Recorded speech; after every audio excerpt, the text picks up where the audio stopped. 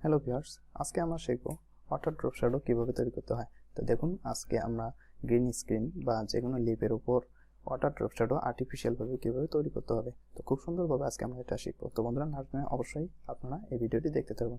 তো ভিডিওটি অনেক অনেক সুন্দর বা মজাদার হতে যাচ্ছে। তো সর্বপ্রথম আপনি রেক্ট্যাঙ্গেল টেনে আপনি একটি রেক্ট্যাঙ্গেলের গ্রিন স্ক্রিন নিয়ে নিন। গ্রিন স্ক্রিন নেওয়ার পর আপনি রেক্ট্যাঙ্গেল সিলেক্ট করে ইলিপস টুল সিলেক্ট করে নেন। আপনার ইচ্ছে খুশি অনুযায়ী আপনি একটা রেক্ট্যাঙ্গেল বা সার্কেল আঁকতে পারেন।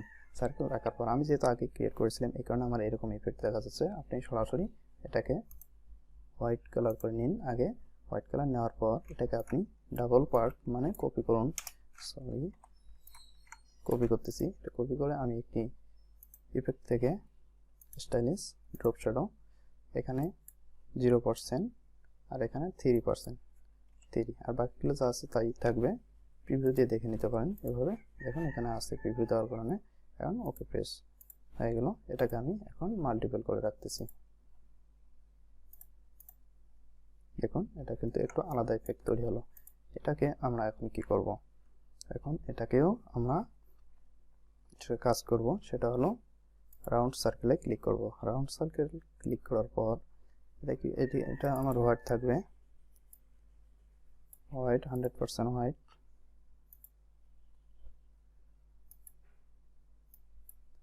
10% থাকবে। এটাকে আমি আগে মাল্টিপল করে নেব। মাল্টিপল করা শেষ। এখন আমাকে কি করতে হবে, এটা ক্লিক আছে, এখানে 90 ডিগ্রি করে নেব। 90 ডিগ্রি প্রেস হয়ে গেছে। এখন আমি গ্রেডিয়েন্ট টুল অপশন সিলেক্ট করব। সিলেক্ট করার পর আমাকে যা করতে হবে, এটা একটু নিচের দিকে টেনে নিয়ে আসবো।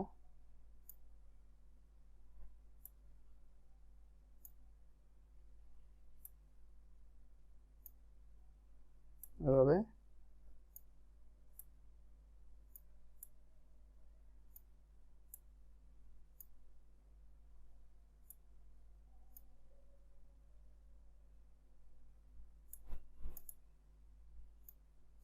ওরা আমার প্রয়োজন নাই, এখানে আমি এটাকে ফেলে দিলাম।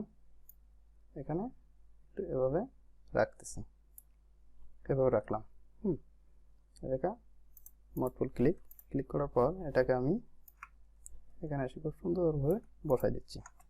তো বসাই দেওয়ার পর এই দুটোকে আমি কন্ট্রোল দিয়ে গ্রুপ করে রাখতেছি। এখন আর দুইটা রাউন্ড সার্কেল নিয়ে আসবো। নিয়ে আসার পর এটা দেখুন, এটা 90 ডিগ্রি আছে। আর তার আগে এটার কাজ করে নিই। আমরা এটাকে কি করব, এটাকে গ্রুপ করেছিলাম, এটাকে কি করব, তো থাক, এটা আমি পরে দেখাচ্ছি আপনাদেরকে। কন্ট্রোল দিয়ে গ্রুপ করে নিই। গ্রুপ করে নেওয়ার পর এটার কাজ করব। এটাকে আমরা 0% এনে 0% দিয়ে দেব এবং এটাকে হোয়াইট রাখবো।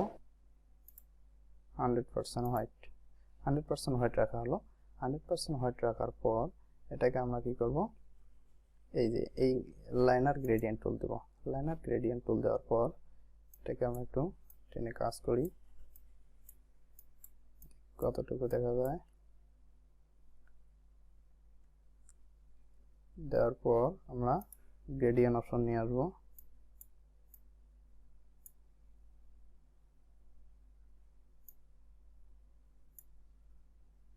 এটাকে 0% রাখছিলাম, আছে কি না 100% আছে, এই কারণে দেখা যাচ্ছে এরকম 0%।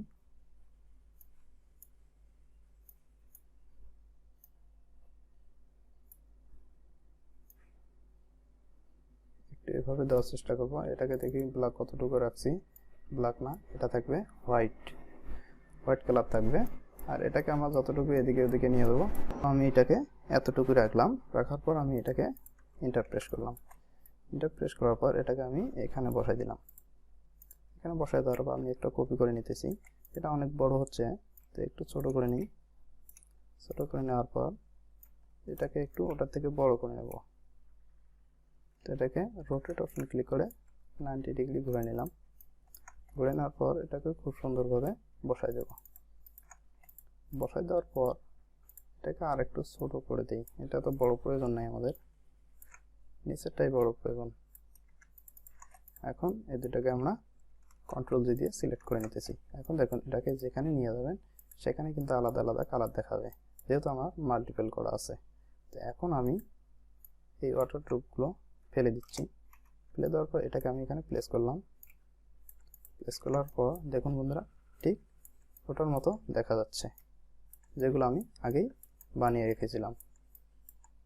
দেখুন আপনারা এভাবে ইফেক্ট দিতে পারবেন।